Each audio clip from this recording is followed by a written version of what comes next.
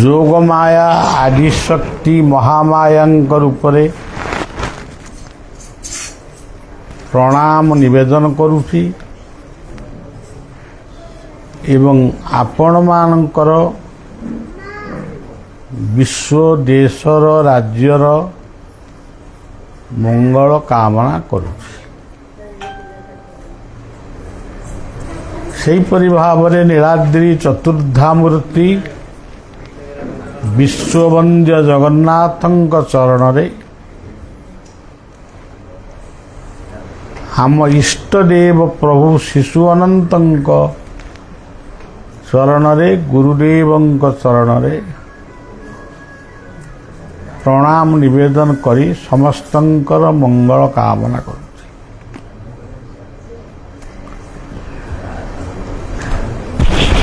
ଯିବା ବାଟରେ ବରପାଲିରେ ଆମେ ଟିକେ ବିଶ୍ରାମ ନେଇ ତାପରେ ଆମେ ଆଶ୍ରମକୁ ଫେରିବୁ।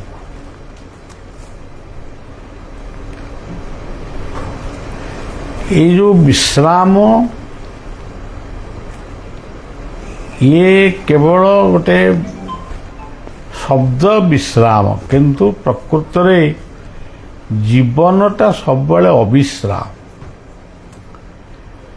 ପ୍ରତ୍ୟେକ ଜୀବନ ହେଉଛି ଅବିଶ୍ରାମ। ସେ ବିଶ୍ରାମ ନିଏ ସେତିକି ବେଳେ ଯେଉଁଦିନ ତା ଘଟରୁ ପ୍ରାଣ ଚାଲିଯାଏ, ଚିର ନିଦ୍ରାରେ ଶୋଇଯାଏ, ସେଇ ଦିନ ହିଁ ତାର ଚିର ବିଶ୍ରାମ। କିନ୍ତୁ ଜୀବନର ଶେଷ ନିଶ୍ୱାସ ପର୍ଯ୍ୟନ୍ତ ସେ କିଛି ନା କିଛି କର୍ମ କରୁଥାଏ। ମନେ କରାଯାଉ ଜଣେ ବିଛଣାରେ ଶୋଇଛି, କଫ ବାତ ପିତ୍ତ ତାକୁ ଘେରିଛି, ଡାକିଲେ ଶବ୍ଦ ଶୁଣୁନେଇ। ଆପଣମାନେ ଭାବୁଛନ୍ତି ସେ ବର୍ତ୍ତମାନ କିଛି କର୍ମ ଆଉ କରୁନି, ସେ ବର୍ତ୍ତମାନ କର୍ମ ଫଳ ଭୋଗ କରୁଛି, କିନ୍ତୁ ପ୍ରକୃତରେ ସେ କର୍ମ ହିଁ କରୁଛି। କଫ ବାତ ପିତ୍ତ ତାକୁ ଘେରିଛି, କିନ୍ତୁ ସେ ବିଶ୍ରାମ ନେଇନି। ସେ କରିଥିବା କୃତକର୍ମର ହିସାବ ଦେଉଛି, ସମସ୍ତଙ୍କୁ ଜଣାଉଛି ଯଦି ଜୀବନରେ ତମେ ଭୁଲ କାମ କରିବ, ମୋରି ଭଳି ଦଣ୍ଡ ମଧ୍ୟ ପାଇବ। ଯଦି ଜୀବନରେ ତୁମେ ଭଲ କାମ କରିବ, ତୁମେ ମଧ୍ୟ ଭଲ ମୃତ୍ୟୁ ତମର ହବ ବା ତମେ ଭଲରେ ଏ ସଂସାରରୁ ବିଦାୟ ହେବ। ଏ ହେଉଛି ମୋଟାମୋଟି କଥା। ଏଇ କଥାକୁ ଆମେ ସମସ୍ତେ ଜାଣିଛେ, ଜାଣିକିରି ମଧ୍ୟ ଆମେ ଭୁଲ ବି କରୁଛେ। ଆମେ ଭାବୁଛୁ ଭୁଲ କରିବୁନି, କିନ୍ତୁ ଭୁଲ ଆପେ ଆପେ ହେଇଯାଉ। ଆଉ ତା ପାଇଁ କ'ଣ କରିବା? এই ସମସ୍ତ ପ୍ରକାରର ଭୁଲକୁ ପୃଥିବୀର ଏକମାତ୍ର ବ୍ୟକ୍ତି, ତାଙ୍କ ଠାରୁ ଆଉ କେହି ବଡ଼ ନୁହନ୍ତି, ଯିଏକି ଆମକୁ ଦର୍ଶନ ଦେଇପାରିବେ, କିନ୍ତୁ କିଛି କଥା କହିବେ। ମଣିବ ନର ଗୁରୁଟି ସାକ୍ଷାତ ଈଶ୍ୱର। ସେଇ ଈଶ୍ୱର ଗୋଟିଏ ଦୃଶ୍ୟମାନ ଜଗତରେ ଅଛନ୍ତି, ଗୋଟିଏ ଅଦୃଶ୍ୟମାନ ଜଗତରେ ଅଛନ୍ତି। ଅଦୃଶ୍ୟମାନ ଜଗତରେ ତାଙ୍କୁ ଆମେ ଦେଖିପାରୁନୁ। ତାଙ୍କୁ ଆମେ ନିରାକାର, ସାକାର, ପରମାତ୍ମା, ପରଂ ବ୍ରହ୍ମ ଏମିତି କେତେ ରୂପରେ ଆମେ ତାଙ୍କୁ ନାମରେ ଆମେ ତାଙ୍କୁ ସମ୍ବୋଧନ କରୁଛୁ। କିନ୍ତୁ ଆମେ ଯାହାଙ୍କୁ ଦେଖୁଛୁ ସେମାନଙ୍କୁ ଦେଖିକରି ମଧ୍ୟ ଆମେ ତାଙ୍କୁ ଠିକ୍ ବୁଝିପାରୁନୁ। କେମିତି ଆପଣମାନେ ଧରନ୍ତୁ, ଆମେ ପ୍ରଥମେ ଯେତେବେଳେ ମାତୃ ଗର୍ଭରେ ସଞ୍ଚରଣ ହେଲେ ସେତେବେଳେ ଯେଉଁ ଅଦୃଶ୍ୟ ଜ୍ୟୋତି ଆମକୁ ସୃଷ୍ଟି କରୁଥିଲା, ହାତ ଗୋଡ଼ ନାକ କାନ ଆଖି ଆକୁ ସବୁ ତିଆରି କରୁଥିଲା, ତାକୁ ଆମେ କେହି ଦେଖିନୁ। ଯେଉଁ ଆମେ ତାଙ୍କୁ ଏଇ ଆଖିରେ ଦେଖିପାରୁନା।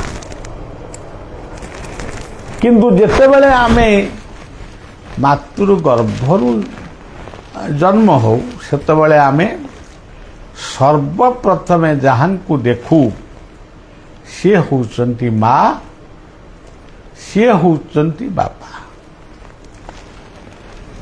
ସିଏ ହେଉଛନ୍ତି ଧରିତ୍ରୀ, ସିଏ ଆମେ ଜନ୍ମ ହଉ ହଉ ଧରିତ୍ରୀଙ୍କ କୋଳରେ, ଜନନୀଙ୍କ କୋଳରେ, ଆମ ଗର୍ଭଧାରିଣୀଙ୍କ କୋଳରେ ଆମେ ମାଙ୍କୁ ଦେଖୁ, ବାପାଙ୍କୁ ଦେଖୁ, ଆତ୍ମୀୟ ସ୍ୱଜନମାନଙ୍କୁ ଦେଖୁ, ସୂର୍ଯ୍ୟଙ୍କୁ ଦେଖୁ, ପବନକୁ ନ ଦୃଶ୍ୟମାନ ଭଗବାନ।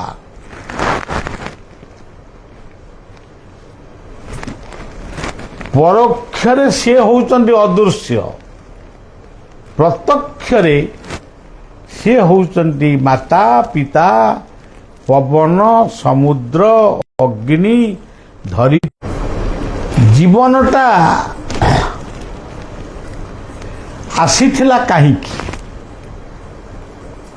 କିଛି କର୍ମ କରିବା ପାଇଁ ଆସିଥିଲା। କିନ୍ତୁ କର୍ମଟା କ'ଣ କରିବ? ତାକୁ ଗୋଟେ କର୍ମ କରି ଆସେନି। ଜଣେ ରୋଷେଇ କରିବା ଲୋକ ପାଖରେ ସବୁ ପ୍ରକାରର ପରିବା ଅଛି, ତାକୁ ଯଦି ରୋଷେଇ ନ ଆସିବ ତାହେଲେ ସେ ରୋଷେଇ କରିବ କେମିତି? ସେ ପରିବା ଗୁଡ଼ିକ ସେମିତି ନିଆଁରେ ସିଝେଇ ଦେଲେ ତାକୁ କ'ଣ ଭଲ ଲାଗିବ? ତେଣୁ ସେଇ ପରିବାକୁ କେମିତି ଭଲ ଭାବରେ ରନ୍ଧା ଯାଇପାରିବ, ଭଲ ଭାବରେ ଦେବୀ ଦେବତାମାନଙ୍କ ସହିତ ସମ୍ବନ୍ଧ ରଖିପାରିବ, ତାକୁ ଯିଏ ବତାନ୍ତି ସେ ହେଉଛନ୍ତି ଆମର ଗୁରୁଦେବ। ଗୁରୁ ସେଥିପାଇଁ ଆମେ ପଢ଼ୁଛୁ, ଆମେ ନିଜେ ପଢ଼ୁଛୁ, ସବୁଦିନେ ପଢ଼ୁଛୁ, ଗୋଟେ ବଡ଼ ପାଟି କରିକି ବି ପଢ଼ୁଛୁ। କିନ୍ତୁ ପ୍ରକୃତରେ ପଢ଼ୁଛୁ, କିନ୍ତୁ ସେଇଭଳିଆ ଯାହାକୁ କହନ୍ତି କାଣ୍ଡ ଜ୍ଞାନ, ସେଇଭଳିଆ କାଣ୍ଡ ଜ୍ଞାନ ଆମର ରହୁନି।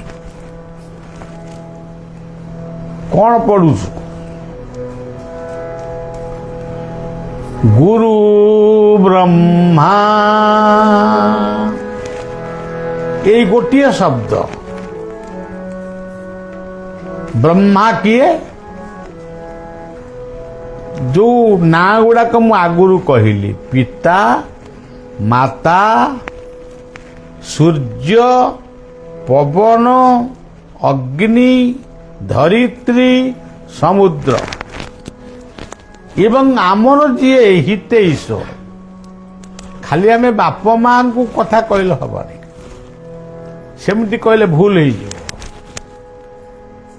ବାପ ମାଙ୍କ ପାଖରେ ଆମର ଅଜା ଆଈ ଥିବେ କି ଜେଜେମା ଥିବେ, ଦାଦା ଖୁଡ଼ି ଥିବେ, ମଉସା ମାଉସୀ ଥିବେ, ଆମ ପୁରୋହିତ ଥିବ, କିମ୍ବା ଆମର ପଡ଼ୋଶୀ ଗୁରୁଜନ ମାନେ ଥିବେ। ଏଇମାନେ ହଉଛନ୍ତି ଗୁରୁ ବ୍ରହ୍ମା।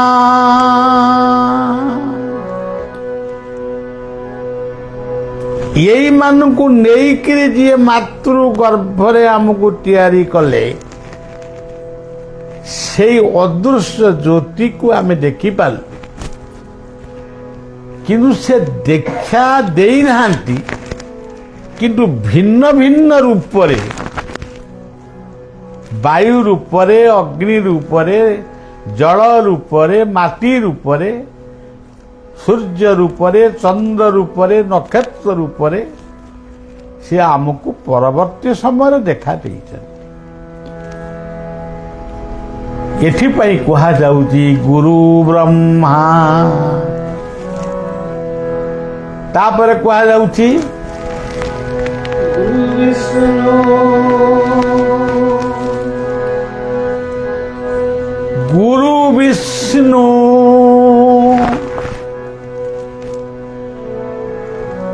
ବିଷ୍ଣୁ କିଏ?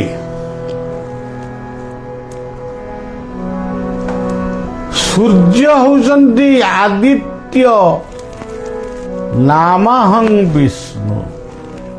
ସୂର୍ଯ୍ୟ ହଉଛନ୍ତି ବିଷ୍ଣୁ।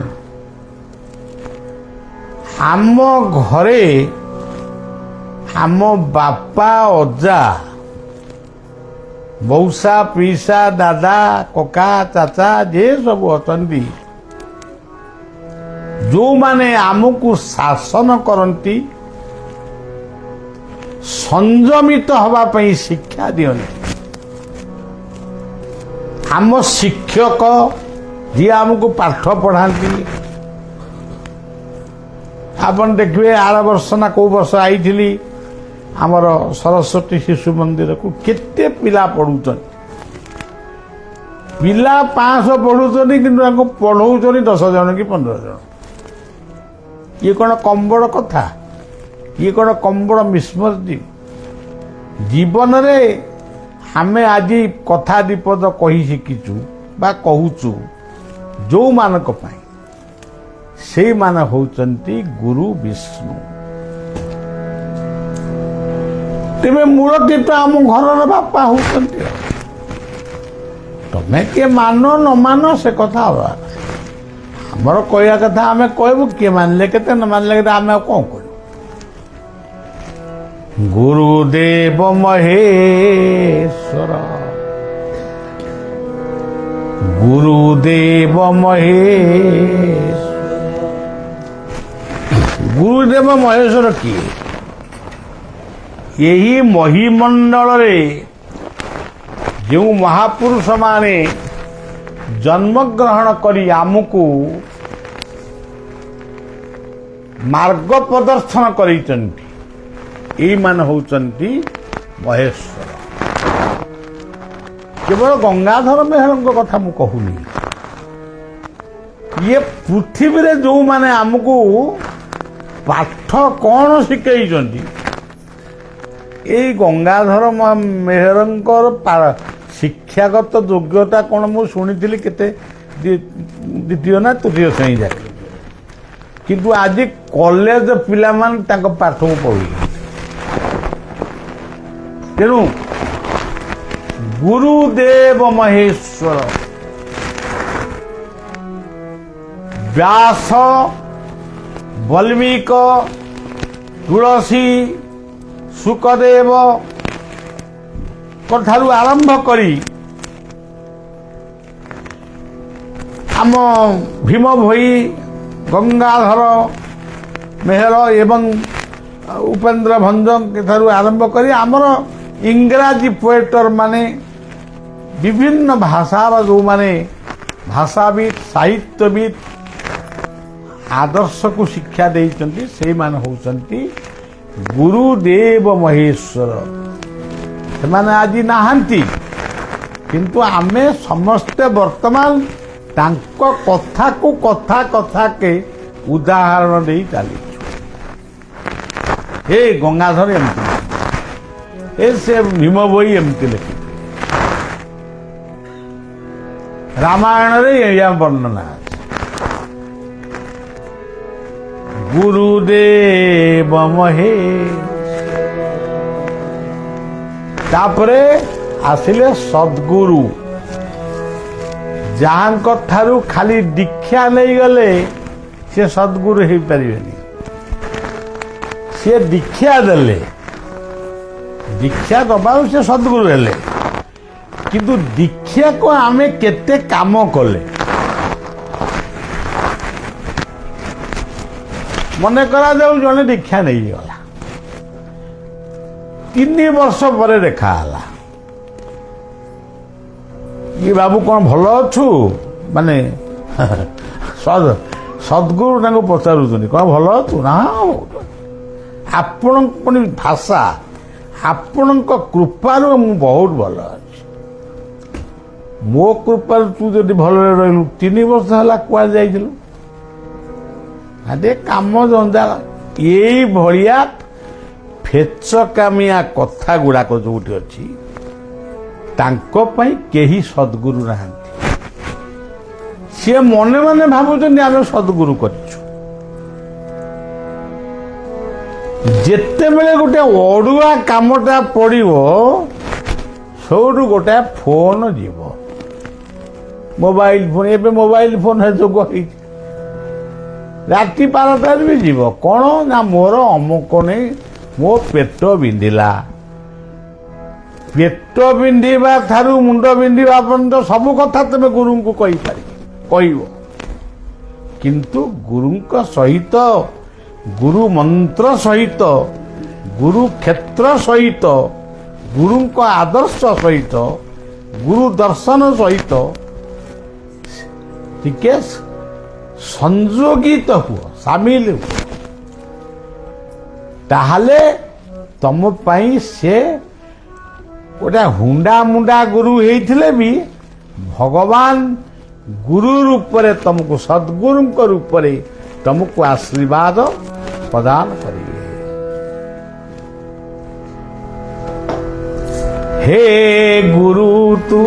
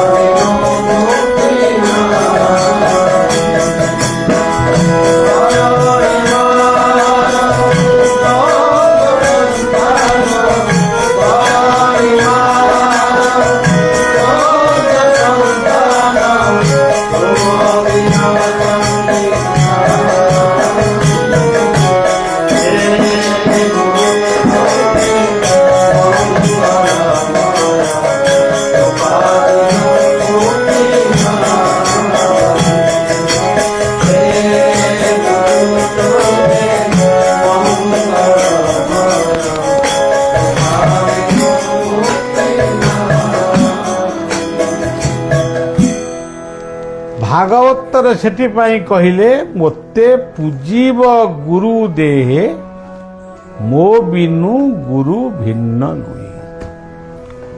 କେଡ଼େ ବଡ଼ କଥା ସେ କହିଲେ। ମୋତେ ଦେଖନ୍ତୁ, ବଳିଆ ବୁଲୁଛି ସବୁଆଡ଼େ। ଆପଣମାନେ ପ୍ରାୟ ସବୁବେଳେ ଜାଣୁଛନ୍ତି, ଆଜିକାଲି ଲାଇଭ୍ ମାଧ୍ୟମରେ ହଉ, ଯେମିତି ହଉ ଜାଣୁଛନ୍ତି ବଳିଆ ବର୍ତ୍ତମାନ ନର୍ମଦାରେ, ବଳିଆ ବର୍ତ୍ତମାନ। କିନ୍ତୁ କୌଣସି ତୀର୍ଥ ଦର୍ଶନ କରି ପାପ କମେଇବି, ଏ ପାଇଁ ବଳିଆ ଜମା ବୋଲୁନି। ମୁଁ ଗଙ୍ଗାଙ୍କୁ ପ୍ରଣାମ କରେ, କିନ୍ତୁ ଗଙ୍ଗାରେ ଗାଧେଇକିରି ହେ ମା ଗଙ୍ଗା ମୋ ପାପ ଯାକ ନିଅ, ଏ କଥା ମୁଁ ଜୀବନରେ କେବେ ବି କହିନି। ମୁଁ ଜଗନ୍ନାଥଙ୍କୁ 6 ଘଣ୍ଟା ଦେଖିଛି, ଦର୍ଶନ କରିଛି, କିଛି ମାଗିନି। ମାଗିଛି ଯୁଗ ଯୁଗ ଧରି ଏଇ ଓଡ଼ିଶା ମାଟିରେ ଆପଣଙ୍କୁ ଦର୍ଶନ କରିବାର ସୁଯୋଗ ଦେବେ। ମୋର ଗୁରୁଦେବଙ୍କୁ, ମୋର ମାନସ ଗୁରୁ ବାମାଚାର୍ଯ୍ୟ ବାବା ଭାଇଙ୍କୁ ମୁଁ 6 ଘଣ୍ଟା ମଧ୍ୟ ଭୁବନେଶ୍ୱରରେ ଛିଡ଼ା ହେଇ ଠିଆ ହେଇକି ମାନେ ମୁଁ ତାଙ୍କୁ ଦେଖିଛି। ମୁଁ ଗୋଡ଼ ହାତ କିଛି ଏବେ ତ ମୋତେ ଧଇଲେ ଚାଲୁଛି, କିଛି ମାଗିନି, କେବଳ ଲେଖିଛି ଶାନ୍ତିର ଦର୍ଶନ ଗୁରୁ ଦର୍ଶନ।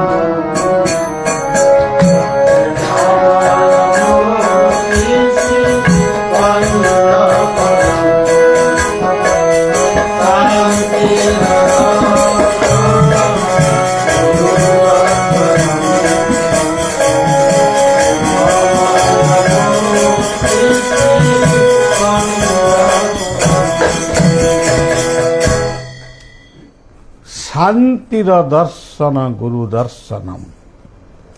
କିଛି ନ ମାଗିଲେ ବି ଯଦି ତମେ ଠିକ ମନରେ ଦର୍ଶନ କରୁଥିବ ତାହେଲେ ତମକୁ ତ ସବୁ ତମର ଯାହା ଦରକାର ସେ ତ ଦେବେ, ତମେ ମାଗିବ କାହିଁକି? ତମେ ଭିକାରୀ ଭଳି ଏତେ ମାଗୁଛ କାହିଁକି? ତମେ ଚେଷ୍ଟା କରି ଦେଖ ମୁଁ ଗୁରୁଙ୍କୁ ମାଗିବି ନାହିଁ ପାଉଛି କି ନା। ଯଦି ମାଗିଲି ତେଣୁ ମୋ ଲୋକକୁ ମୁଁ ମାଗିଲି, ସେତେ ମୋର ଭୁଲ କିଛି ନାହିଁ, ସେଟା ମୋର ବିରାଟ ଭୁଲ ହବନି। କିନ୍ତୁ ଏମିତି ଦିନେ ନାହିଁ ନା କାଳେ ନାହିଁ ଗମା ପୁନେଇ ଦିନ ମାଇଁ ମାଇଁ ଇଏ କଥାଟାକୁ ପଢ଼ିଆ ଗ୍ରହଣ କରିପାରେ। ତେଣୁ ସଜ୍ଜନ, ପ୍ରତ୍ୟେକ କଥାର ଗୋଟିଏ ତତ୍ତ୍ୱ ଅଛି। ଗୁରୁ ସାକ୍ଷାତ ସମଲେଇ ନା କାହିଁକି ସେ ନେଲେ? ସମଲ କହିଲେ ସମ୍ବଳ ଧନ ସମ୍ପତ୍ତି ଏଇଗୁଡାକୁ ସମ୍ବଳ ବୋଲି କୁହାଯାଏ। ଡାକୁ ତ ସମ୍ବଳେଇ, ସେ ନାଁଟା କ'ଣ ଯଥେଷ୍ଟ ହେଲାନି? ଘଣ୍ଟାଏ ଖଣ୍ଡେ ବସି ତାଙ୍କୁ ମାଗିବ ନା, ଆଉ ତାର ସମ୍ବଲେଇ ବୋଲି କହୁଛ କାହିଁକି? ପୁଅ ଅସମ୍ବଳେଇ ନାକି କ'ଣ ଏମିତି ଡାକିଲେ ବି ହବ? ତେଣୁ ଗୁରୁ ଦର୍ଶନ ଶ୍ରେଷ୍ଠ ଦର୍ଶନ।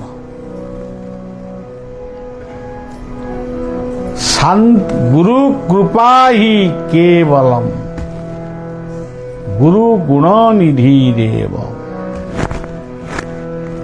ଯାଅ ତୀର୍ଥ କର, ବ୍ରତ କର, ସବୁ କର, କିନ୍ତୁ ଆଦର୍ଶକୁ କେବେ ଜଳାଞ୍ଜଳି ଦିଅ ନା। ଗୁରୁ ନିନ୍ଦୁକ ହୁଅନି, ସବୁବେଳେ ଗୁରୁ ମନ୍ତ୍ର ଗୁରୁଙ୍କ ଆଦେଶକୁ ସବୁବେଳେ ଅପେକ୍ଷା କର, ଉପେକ୍ଷା କର ନା। ତେଣୁ ସଜ୍ଜନ, ଇଏ ତ ବରପାଲି ବରସ ଗୋଟେ ଆଗେ ତା ନାଁଟା ଅଛି, ବରଗଡ଼। ଏଗୁଡ଼ା ବର ମାନେ ଶ୍ରେଷ୍ଠ, ତେଣୁ ଆମେ ଗୋଟେ ଶ୍ରେଷ୍ଠ ସ୍ଥାନରେ ପହଞ୍ଚିଛେ। ଇଏ ବରଗଡ଼ ଜିଲ୍ଲାର ବରପାଲି। ଆଉ ସବୁ ଶ୍ରେଷ୍ଠ ଭିତରେ ଶ୍ରେଷ୍ଠ ହେଉଛନ୍ତି ଜୀବନ, ଶ୍ରେଷ୍ଠ ହେଉଛନ୍ତି ବରଗଡ଼ ବରପାଲିର କୀର୍ତ୍ତି, ଅମର ପୁରୁଷ ମାନେ। ମୁଁ ପୁରା କ୍ଳାନ୍ତ ହେଇ ପଡ଼ିଛି, ମୋର କହିବାକୁ ଇଚ୍ଛା ନାହିଁ, ଖାଲି ଆପଣମାନେ ବଇଛନ୍ତି ବୋଲି ମୁଁ ଟିକେ ବାଧ୍ୟ ହେଇକିରି କହୁଛି। ତେଣୁ ଆପଣମାନଙ୍କର ଶୁଭ କାମନା କରୁଛି। ପୁଣି ଗୋଟେ ସୁସ୍ଥ ହେଲେ କେତେବେଳେ କାର୍ଯ୍ୟକ୍ରମଟି କଲେ ହବ, କିନ୍ତୁ ଏ ଯିବା ଆସିବା ବାଟରେ ଏଇ ଯେଉଁ ଟିକିଏ ଦେଖା ଦେଖି ଏତିକିରେ ମଧ୍ୟ ବହୁତ କଥା। ଏଗୁଡ଼ା ସାମାନ୍ୟ ସଂଯୋଗ ନୁହେଁ। ତମେ ଯାଉଛ ବାଟରେ ଗୁରୁଙ୍କୁ ଦେଖିଦେଲ, କି ଜଣେ ସନ୍ଥଙ୍କୁ ଦେଖିଦେଲ, କିମ୍ବା ଜଣେ ମହାପଣ୍ଡିତଙ୍କୁ ଦେଖିଦେଲ, ये गोटे छोटिया भाग्य हुए नहीं, बहुत बड़ भाग्य हेले एमटिया दर्शन जीवन रे प्राप्त हुए। तेणु आपण माने बलिया को पाई खुशी, बलिया भी आपण मान को देखिकी एकत्र भाव रे मध्य खुशी। ये माटी को प्रणाम जनाऊँची, माँ समलेई इष्ट देव को प्रणाम जणे के कीर्तन करिया कथाटी एठी रखी।